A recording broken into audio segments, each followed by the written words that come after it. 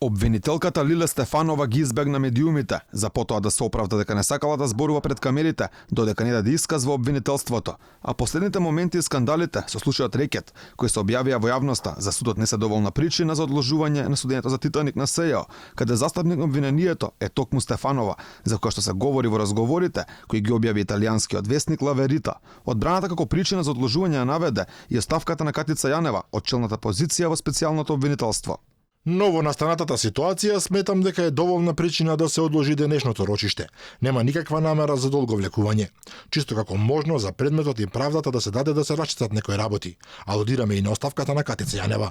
Ваквото барање беше одбиено. Судијата Осман Шабани констатираше дека нема законски пречки да се продолжи со судењето, каде се изведуваат докази. Како што кажа тој, се зборува за предмети кои се во надлежност на друго обвинителство, а што ќе се докажало и случило, останува да се види.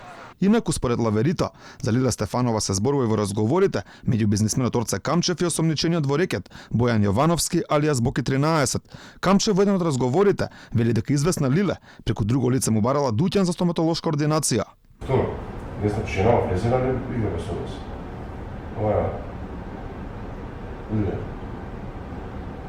Влезена ли, тоа си прга, си тера целата, не знам да знаеш, башка, мене еднаш качи в 11 комисија ми бараше за нејзе дуќан за стоматолошки ординации, за глупости тие.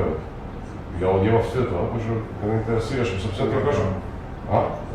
Пред да влезам. Сега си ја пред те, значи... Не знам за пред...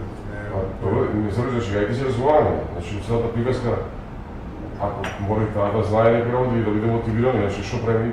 За Стефанова се говори и во третото продолжение од објавените разговори на Ла Верита. Таму Јанева го уверува Камчев дека ќе биде слободен и дека обвинителката која го води случајот Империја ја има под своја контрола.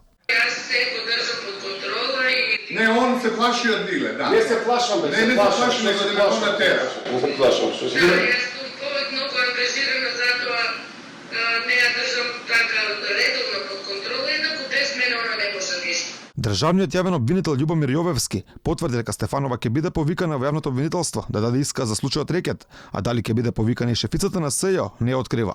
И на неделниот одмор Катица Јанева се вратила на своето работно место, потврдуваат од специјалното обвинителство.